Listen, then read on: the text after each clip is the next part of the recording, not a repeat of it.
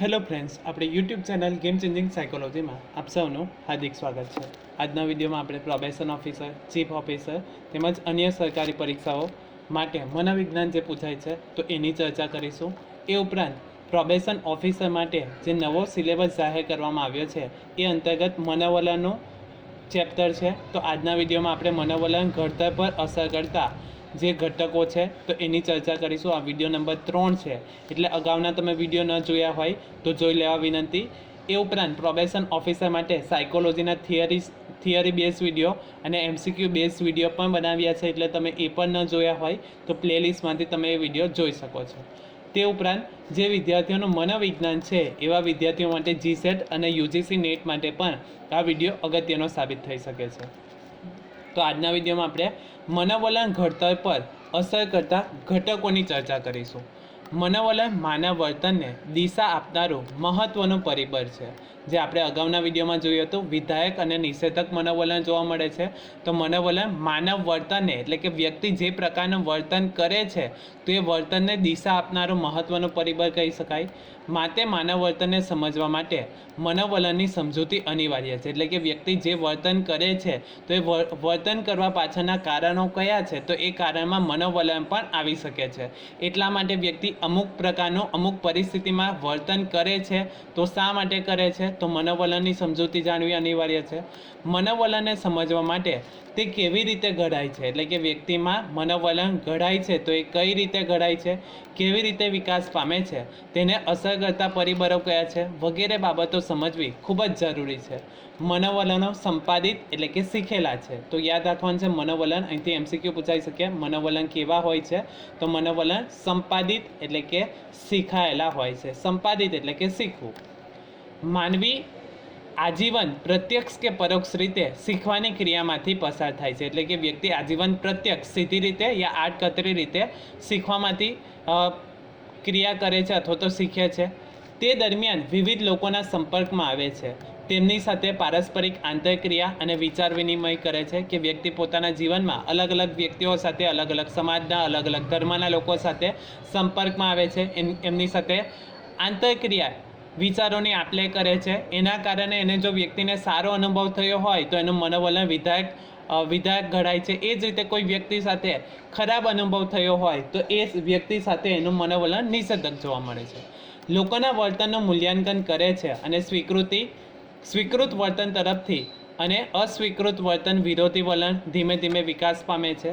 મનોવલણ ઘડતરને અસર કરતા મુખ્યત્વે 4 ઘટકો છે। તો યાદ રાખવાનું છે મનોવલણ ઘડતરને અસર કરતા ઘટકો 4 છે। એક તો કુટુંબ, વ્યક્તિ સામાજિક પ્રાણી છે, કુટુંબમાં રહે છે તો કુટુંબની અસર પણ થાય છે। સામાજિકરણની અસર થાય છે। પ્રત્યક્ષ અનુભવ અને સંચાર અથવા તો સમૂહ માધ્યમોની અસર મનોવલણ ઘડતર પર થાય છે। તો ફર્સ્ટ જોઈએ કુટુંબ। તો સમગ્ર જીવન પર્યંત માનવ જીવનનું અનિવાર્ય અંગ કુટુંબ છે। વ્યક્તિનો જન્મ થાય ત્યારથી જ કુટુંબના સંપર્કમાં આવે છે। તો કુટુંબ એ સમાજનું નાનામાં નાનું અને વ્યક્તિએ કુટુંબનું નાનામાં નાનું એકમ છે। તો યાદ રાખવાનું છે કુટુંબ એ સમાજનું નાનામાં નાનું એકમ છે, જ્યારે વ્યક્તિ જે છે એ કુટુંબનું નાનામાં નાનું એકમ છે। તો બે યાદ રાખવાનું છે, કુટુંબ એ સમાજનું નાનામાં નાનું એકમ છે અને વ્યક્તિ એ કુટુંબનું નાનામાં નાનું એકમ છે। માનવી સામાજિક પ્રાણી હોવાના કારણે કુટુંબનું ખૂબ જ મહત્ત્વ છે કે વ્યક્તિ સમાજમાં રહે છે તો સામાજિક પ્રાણી હોવાના કારણે કુટુંબમાંથી એને સપોર્ટ મળે છે, તો એના માટે કુટુંબ ખૂબ જ અગત્યનું છે। કુટુંબ એ સામાજિક શિક્ષણની માતૃ સંસ્થા છે, એટલે કે તમારા સમાજની જે પણ કોઈ શિક્ષણ આપવામાં આવે છે કે સમાજમાં કઈ રીતે રહેવું, કેવી રીતે બોલવું, કેવા પોશાક પહેરવા, તો એ બધી માહિતી કુટુંબમાંથી મળે છે। તો કુટુંબ એ સામાજિક શિક્ષણની માતૃ સંસ્થા છે। કુટુંબના જુદા જુદા સભ્યોના વર્તનની અસર બાળકો ઉપર થતી હોય છે, એટલે કે કુટુંબમાં જે પણ સભ્ય હોય અથવા તો જે પણ વ્યક્તિઓ છે તો એ વ્યક્તિઓ જેવું વર્તન કરશે એવું વર્તન બાળક કરે છે। હવે નાનું બાળક હોય તો બાળક કઈ રીતે શીખે છે તો અનુકરણ દ્વારા શીખે છે। તો અનુકરણ એટલે શું તો કોઈક વ્યક્તિને જોઈને એના જેવું વર્તન કરવામાં આવે તો એને અનુકરણ કહેવામાં આવે છે।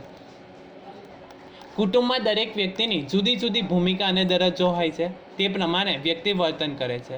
બાળક સાથે કુટુંબના બધા સભ્યોનો વ્યવહાર અને વર્તન જુદા જુદા હોય છે। બાળક ઉપર માતાના વર્તનનો પ્રભાવ સૌથી વધુ જોવા મળે છે। માનવ બાળ પ્રાણીની સરખામણીમાં વધુ લાંબો સમય પરાવલંબી હોય છે અને બાળકની મોટાભાગની જરૂરિયાતો માતા દ્વારા સંતોષવામાં આવે. માનવબળ પ્રાણીની સરખામણીમાં વધુ લાંબો સમય પરાવલંબી હોય છે. બાળકની મોટાભાગની જરૂરિયાત માતા દ્વારા સંતોષાતી હોય છે. માટે બાળકનું માતા પ્રત્યે સહજ વિધાયક વલણ વિકસે છે. એટલે કે બાળક જે છે તો મોટાભાગની જે જરૂરિયાત છે તે માતા દ્વારા સંતોષાય છે. તો એના કારણે માતા પ્રત્યે વિધાયક મનોવલણ જોવા મળે છે. માતા પિતાની પારસ્પરિક આંતરક્રિયા, ભાઈ ભાડુ સાથેની બાળકની આંતરક્રિયા અને તેના દ્વારા થતો જરૂરિયાતનો સંતોષ, સહકાર, સ્વીકૃતિ, પ્રેમ, સ્નેહ વગેરે બાબતો બાળકમાં વિધાયક વલણ વિકસાવે છે. તેવી જ રીતે ધિક્કાર, ધૃણા, તિરસ્કાર જેવી બાબતો બાળકમાં નિષેધક વલણો વિકસાવે છે. તો યાદ રાખવાનું છે, નિષેધક મનોવલણો કઈ કઈ બાબતે વિકસે છે? તો ધિક્કાર બાળકને મળે, ધૃણા, તિરસ્કાર મળે તો બાળકમાં નિષેધક મનોવલણ જોવા મળે છે.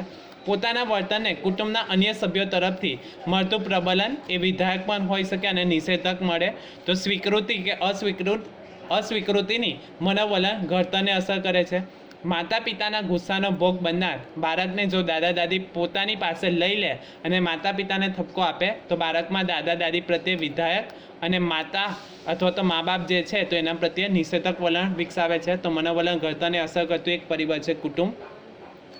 ત્યારબાદ છે સામાજિકરણ. તો સામાજિકરણ એટલે સામાજિક રીત રિવાજો, મૂલ્યો, ધોરણો, રહેણીકરણી અને વિચારસરણી આત્મસાત કરવાની પ્રક્રિયા. તો આ યાદ રાખવાનું છે. સામાજિકરણ એટલે સામાજિક રીત રિવાજો, મૂલ્યો, ધોરણો, રહેણીકરણી અને વિચારસરણી આત્મસાત કરવાની પ્રક્રિયા.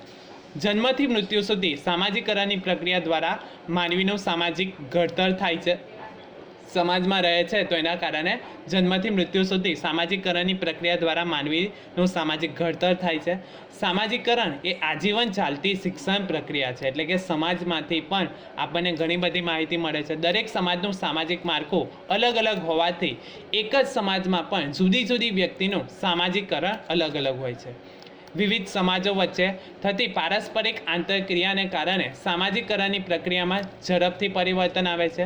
વિવિધ જ્ઞાતિ, ધર્મ, રીત રિવાજો, જીવનશૈલી અલગ અલગ સમાજોમાં જોવા મળે છે. એટલે કે દરેક સમાજના અલગ અલગ જ્ઞાતિઓ હોય છે, અલગ અલગ ધર્મ હોય છે, અલગ અલગ રીત રિવાજો જોવા મળે છે. એ જ રીતે જીવનશૈલી પણ દરેક સમાજોમાં અલગ અલગ જોવા મળે છે.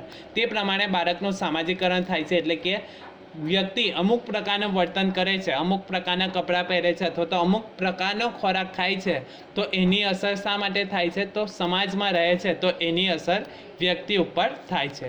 કુટુંબ પછી શાળા, ધર્મ, સંસ્કૃતિ, સાહિત્ય આ બધા જ સામાજિકરણને અસર કરનારા પરિબળો છે. ધાર્મિક રૂઢિચુસ્ત કુટુંબમાં ઉછરેલા બાળકોમાં ધર્મ કે રૂઢિરિવાજો પ્રત્યે વિધાયક વલણ જોવા મળે છે. ભાષા, પ્રાંત અને ભૌગોલિક વિસ્તાર મુજબ ખાવા પીવાની ટેવો પણ સામાજિકરણનો ભાગ બને છે. ફોર એક્ઝામ્પલ, ગુજરાતમાં દાળ ભાત રોટલી શાક ખાય છે, પંજાબમાં દૂધ દહીં પનીર અને દક્ષિણ ભારતમાં નારિયેળ અને ચોખાની સૌથી વધુ ઉપયોગ ખોરાકમાં થાય છે, જે તેમના બાળકમાં જે તે ખોરાક પ્રત્યેના વલણ જન્માવે છે. એ જ રીતે જૈનો ઉકાળેલું પાણી પી છે તો એ જ સમાજની અસર થાય છે. વડીલોને માન આપવું, મહેમાનોની આગતા સ્વાગતા કરવી કે પહેરવેશ જેવી બાબતો પણ સામાજિકરણ ઉપર આધારિત છે. એટલે કે સમાજને આધારે જ વ્યક્તિ વર્તન કરે છે. ત્યારબાદ છે પ્રત્યક્ષ અનુભવ. જો સારો અનુભવ થયો હોય તો એ વ્યક્તિ અથવા તો વસ્તુ પ્રત્યેના વિધાયક મનોવલણ જોવા મળશે, અથવા તો પ્રત્યક્ષ અનુભવ જો ખરાબ થયો હોય તો એવી વ્યક્તિ વસ્તુ પ્રત્યે નિષેધક મનોવલણ જોવા મળે છે. અનુભવ એ ઉત્તમ શિક્ષક છે. દરેક વ્યક્તિ પોતાના જીવનના વિવિધ અનુભવોમાંથી ઘણું બધું શીખે છે. દરેક વ્યક્તિના અનુભવ વિશિષ્ટ હોય છે અને તેનું પ્રત્યક્ષીકરણ વ્યક્તિગત હોય છે. માટે દરેક વ્યક્તિની પ્રતિક્રિયા પણ વિવિધતા ધરાવતી હોય છે. કોઈ એક સમાન પરિસ્થિતિમાં ઉપસ્થિત અનેક લોકોનું તે પરિસ્થિતિનું પ્રત્યક્ષીકરણ વ્યક્તિગત અને વિશિષ્ટ હોય છે. પૂર્વ અનુભવ, શિક્ષણ અને સમજણ મુજબ તેઓ અનુભવોનું મૂલ્યાંકન કરતા હોય છે. ફોર એક્ઝામ્પલ લઈએ કે કોઈ એક મૂવી છે તો ઘણા બધાને સારું લાગશે તો કેટલાક વ્યક્તિને ન પણ ગમે, તો એ વ્યક્તિના પ્રત્યક્ષ અનુભવ ઉપર આધાર રાખે છે. શાળામાં શિસ્તના ખૂબ આગ્રહી અને કડક શિક્ષકની છાપ ધરાવતા શિક્ષકે કોઈ વિદ્યાર્થીને વ્યક્તિગત કિસ્સામાં કાળજી લઈ મદદ કરી હોય, સહાય કરી હોય તો તે વિદ્યાર્થીના મનમાં આ શિક્ષક પ્રત્યેનું વલણ અન્ય વિદ્યાર્થીઓના વલણ કરતાં વધુ વિધાયક વલણ અનુભવે છે અથવા તો બને છે. તો ટૂંકમાં પ્રત્યક્ષ અનુભવ જેવો થાય એના પરથી આપણે એ વસ્તુ વ્યક્તિ પ્રત્યે મનોવલણો ધરાવીએ છીએ. ત્યારબાદ છે સમૂહ અથવા તો સંચાર માધ્યમોની અસર. તો 20મી સદી એ વિજ્ઞાનનો યુગ હતો, 21મી સદી એ ટેકનોલોજીનો યુગ છે. આધુનિક યુગમાં વિજ્ઞાન અને ટેકનોલોજી સર્વવ્યાપક બની ગઈ છે. આ બંનેના સુભગ સમન્વયથી માહિતીના આદાન પ્રદાન અને વિચાર વિનિમયની પ્રક્રિયા ખૂબ ઝડપી બની છે, જેની અસર સમગ્ર વિશ્વના માનવ જીવન ઉપર થાય છે. પ્રાચીન સમયમાં સંદેશા પહોંચાડવા રૂબરૂ જવું પડતું હતું અને ખૂબ જ સમય જતો હતો, જ્યારે આજે વર્તમાનપત્ર, television, mobile, WhatsApp, Facebook, Google, Twitter જેવા સામાજિક સંચાર માધ્યમોની ઝડપથી જગતને જોડે છે અને દુનિયાના કોઈ પણ ખૂણે બનેલી ઘટનાની માહિતી બીજી મિનિટે દુનિયાના લોકો પાસે ઘરે બેઠા પહોંચી જાય છે. તેની સામેની પ્રતિક્રિયાઓ પણ ઝડપથી પ્રાપ્ત થતી જાય છે.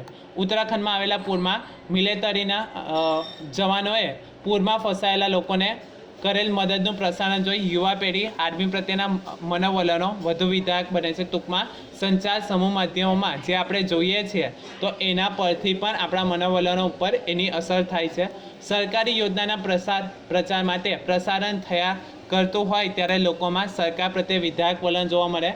જ્યારે ચૂંટણી આવવાની હોય ત્યારે સરકાર જે હોય તો એમણે આવા સારા કામો કર્યા હોય તો એ વારંવાર સંચાર માધ્યમો દ્વારા બતાવવામાં આવે છે. એના કારણે પ્રજાઓમાં એ પક્ષ પ્રત્યે મનોવલણો સારા ઘડાય છે તો વિધાયક મનોવલણ ઘડાય છે. મનોવલણ વ્યક્તિના વર્તનને દિશા આપે છે, એટલે કે મનોવલણ વ્યક્તિના વર્તનને દિશા આપે છે, જેના કારણે વર્તન કરવું કે નહીં કરવું, પ્રતિક્રિયા આપી નહીં આપી તો એના ઉપરથી નક્કી થાય છે.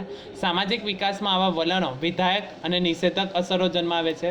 માટે નિષેધક મનોવલણોમાં પરિવર્તન કરી વિધાયક મનોવલણોના વિકાસ માટે પ્રયત્ન કરવો જોઈએ. એટલે કે જો મનોવલણ નિષેધક હોય તો એને સાચી રીતે અથવા તો સારી રીતે સમજાવવા જોઈએ અથવા તો એને વિધાયક મનોવલણો વિકાસ થાય એવો પ્રયત્ન કરવો જોઈએ. તો નિષેધક મનોવલણને વિધાયક મનોવલણમાં પરિવર્તન કરવું હોય તો સાચી માહિતી આપીને પ્રત્યક્ષ અનુભવ કરાવીને આપણે એ મનોવલણમાં પરિવર્તન પણ કરી શકીએ છીએ. મનોવલણો સંપાદિત છે, એટલે કે એ શીખાયેલા છે, તે સતત ઘડાય છે અને તેમાં બદલાવ પણ લાવી શકાય છે. એટલે કે સાચી માહિતી આપવામાં આવે, પ્રત્યક્ષ અનુભવ કરાવવામાં આવે, રૂબરૂ મુલાકાત કરાવવામાં આવે તો એ વસ્તુ વ્યક્તિ પ્રત્યેના જે નિષેધક મનોવલણ હોય તો એમાં આપણે બદલાવ પણ લાવી શકીએ છીએ. આશા રાખું છું કે તમને આ વિડીયોમાં સમજ પડી ગઈ હશે અને જો તમને આ વિડીયો પસંદ પડ્યો હોય તો વધુમાં વધુ લાઇક કરો, શેર કરો અને અમારી ચેનલને સબસ્ક્રાઈબ કરો. Thank you.